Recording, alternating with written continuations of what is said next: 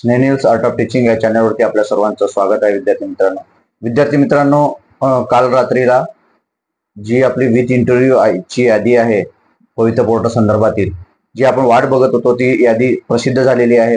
विद्यार्थी मित्रांनो, यामध्ये ज्या विद्यार्थ्यांना विथ इंटरव्ह्यूचे कॉलेजेस आलेले आहेत किंवा शाळा आलेल्या आहेत किंवा संस्था आलेल्या आहेत, या सर्व विद्यार्थ्यांचं अभिनंदन. विद्यार्थी मित्रांनो, आपण मुलाखतीसाठी पात्र झाले आहात आणि यानुसार आपल्याला जे काही कारवाई करायची आहे त्या कारवाईच्या संदर्भात एक न्यूज बुलेटिन आपल्या पवित्र पोर्टलवर आलेला आहे. विद्यार्थी मित्रांनो, त्या संदर्भात हा व्हिडिओ आहे आणि पुढील जे काही मुलाखतीच्या संदर्भातील जी माहिती आहे तो व्हिडिओ मी सायंकाळी बनवणार आहे विद्यार्थी मित्रांनो आपल्याकरिता, आणि ते माहिती सुद्धा आपल्याला देणार आहे.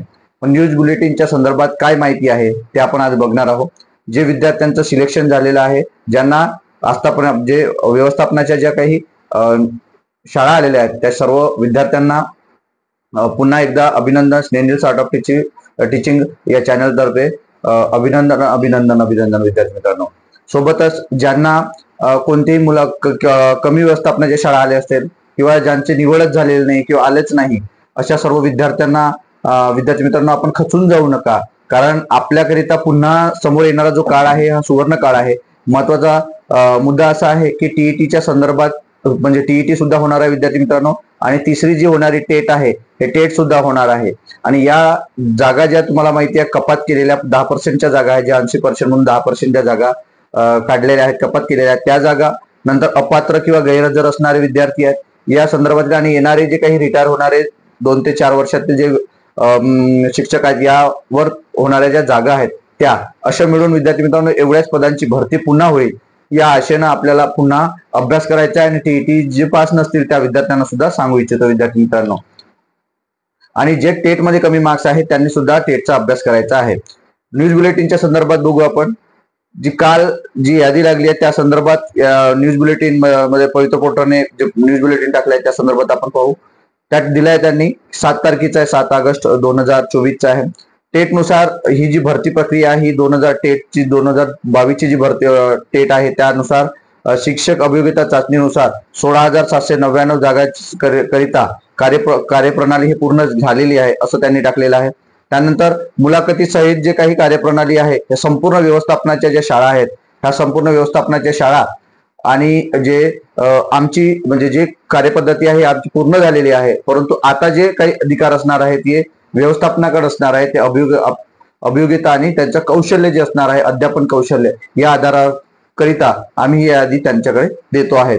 नंतर 7 फेब्रुवारी ही जी यादी लागणार आहे किंवा ही जी निवड केली जाणार आहे, ही निवड 7 फेब्रुवारी 2019चा जो GR आहे, शासन निर्णय आहे, त्यानुसारच केली जाणार आहे. मग त्या शासन निर्णयामध्ये काय आहे, तर त्या शासन निर्णयामध्ये त्यात दिलेलं आहे की अध्यापन कौशल्य आणि मुलाखत असे दोन्ही याला 15-15 गुण, म्हणजे 30 गुणांसाठी आम्ही 30 गुणांसाठी हे त्या GR मध्ये दिलेल्या 30 गुणांच्या आधारावर या विद्यार्थ्यांची निवड केलेली जाणार आहे. नंतर मुद्दा त्यांनी दिला आहे की महत्वाचा मुद्दा आहे विद्यार्थी मित्रांनो, जे आपण पहिल्यांदाच यावेळी मंजूर करून घेतलेला आहे की ही जी भरती आहे, काही विद्यार्थ्यांचं असं मत होतं की इथे पैसे खाल्ले जातील किंवा कोणत्या संस्थेकडून आपल्याला पैशाच्या संदर्भात मागणी केली जाईल आणि गुण किंवा इतर जे 30 गुण आहेत त्याच्या संदर्भात काहीतरी आपल्याला जास्त कमी मार्क्स देऊन डावलल्या जाईल. याकरिता योग्य मानक कार्यपद्धती जी आहे, म्हणजे SOP स्टँडिंग ऑपरेटिंग प्रोसिजर जी आहे, त्यानुसारच विद्यार्थ्यांना ही होणार आहे, भरती होणार आहे किंवा 30 मार्क्स तुम्हाला देणार आहे. कारण संपूर्ण महाराष्ट्रामध्ये जे काही व्यवस्थापन आहे त्या व्यवस्थापनाकरिता एकच कार्यपद्धती असणार आहे विद्यार्थी मित्रांनो, आणि कोणत्याही व्यवस्थापनाचं या ठिकाणी मनमानी चालणार नाही. म्हणजे योग्य त्या पद्धतीनं, पारदर्शक पद्धतीनं कशी भरती होईल याकरता आणि पवित्र पोर्टलला कोणतेही गालबोट लागणार नाही यासाठी शासनाने आणि पवित्र पोर्टल जे आहे या व्यवस्थापनाची जी काही समिती आहे यांनी सर्व काळजी घेतलेली आहे आणि या SOP करिताही मंजुरी आपल्याला मिळाली आहे विद्यार्थी मित्रांनो. यानंतर मुलाखतीसह म्हणजेच 1 ते 5 करिता, 6 ते 8 करिता, नंतर 9 ते 10 करिता आणि 11 ते 12 करिता संपूर्ण जागा ज्या होत्या त्या 4,879 जागांकरिता पदभरती साठी, म्हणजे 4,879 ज्या जागा आहेत त्यासाठी विद्यार्थ्यांनी एवढ्या जागांसाठी त्यांनी प्राधान्यक्रम दिला होता विद्यार्थी मित्रांनो. आणि यामध्ये 1,096 संस्था होत्या, टोटल 1,096 संस्था होत्या आणि या संस्थेमध्ये 7,805 विद्यार्थ्यांची या ठिकाणी निवड झालेली आहे, म्हणजे उमेदवारांची निवड झालेली आहे. म्हणजे जे 4,700 4879 जागांसाठी निवड झालेली आहे, म्हणजे जागांसाठी निवड झाली होती. आणि मग विद्यार्थ्यांची निवड किती झाली तर 7805 विद्यार्थ्यांची निवड झालेली आहे. आणि काही आस्थापनाच्या ज्या शाळा आहेत काही ठिकाणी म्हणजे 11 शैक्षणिक संस्था ज्या आहेत, या 11 शैक्षणिक संस्थांच्या जागा म्हणजे त्या टोटल जागा 46 जागा या ठिकाणी दाखवलेल्या नव्हत्या. त्यांच्या काही अडचणी आल्या होत्या या ज्या जाहिराती दिल्या त्यानुसार, म्हणजे ते या ठिकाणी ऍड केल्या नव्हत्या. त्या पण त्या पवित्र पोर्टलवरती आपल्या बुलेटिन मध्ये सांगितले आहे की 46 जागा या ठिकाणी ऍड केल्या नव्हत्या. नंतर हे जे काही लिस्ट लागली आहे, ही यादी लागली आहे, ही जी यादी आहे ही संपूर्ण यादी ज्या काही शिक्षक भरतीच्या संदर्भातील प्रलंबित असणारे जे काही कोर्ट निर्णय आहे किंवा केसेस आहेत, या कोर्ट केसेस आणि उच्च न्यायालयाच्या अधीन राहून ही भरती करत आहोत असं सुद्धा त्या ठिकाणी जाहीर करण्यात आलेलं आहे विद्यार्थी मित्रांनो. नंतर शैक्षणिक संस्था आणि यामध्ये जर काही अडचणी असल्यास, म्हणजे तुम्हाला जर काही शैक्षणिक हे जे तुमच्या यादीच्या संदर्भात जर काही अडचणी असल्या किंवा इतर जे काही प्रॉब्लेम्स असले, तर तुम्ही विद्यार्थी मित्रांनो जे काही जिल्हा परिषद आहेत, आपल्या प्रत्येक जिल्ह्याच्या ठिकाणी जिल्हा परिषद आहे, जिल्हा परिषदच्या जे काही शिक्षणाधिकारी आहे प्राथमिक आणि माध्यमिक, या शिक्षणाधिकाऱ्याला तुम्ही अर्ज देऊ शकता आणि लेखी स्वरूपात अर्ज द्यायचा आणि पुरावे सहित अर्ज द्यायचा विद्यार्थी मित्रांनो. आणि त्यांना असे आदेश दिलेले आहे की 3 दिवसामध्ये यांनी या ज्या तक्रारी आहे ह्या शासनापर्यंत पोहोचाव्या.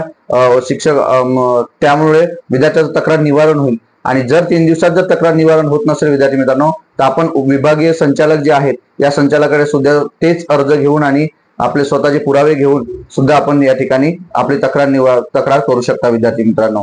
नंतर इतर जे काही कागदपत्रे आहेत किंवा इतर ज्या गोष्टी आहेत, जसं कोणती संस्था किंवा कोणत्याही कार्यप्रणालीतील काही अडचणी जर असेल तुम्हाला, या 7 दिवसाच्या आत तुम्हाला इथली जी समिती आहे निवड समिती, या समितीसोबत संपर्क साधायचा आहे. पण विद्यार्थी मित्रांनो स्वतःहून तिथे जायचं आहे. कोणत्याही अधिकाऱ्याशी किंवा कोणत्याही तिथल्या कर्मचाऱ्याशी फोनवर न बोलता किंवा त्यांना मेल न करता स्वतः जाऊन आपल्याला काम करायचं आहे. नंतर या संदर्भात जर कोणाला जर तुम्हाला फसवण्यासाठी किंवा काही पैशाची मागणी करत असतील किंवा इतर जे काही कारनामे आहे याच्यात जर तुम्ही विद्यार्थी मित्रांनो बळी पडू नका, हे सुद्धा या बुलेटिन मध्ये दिलेलं आहे.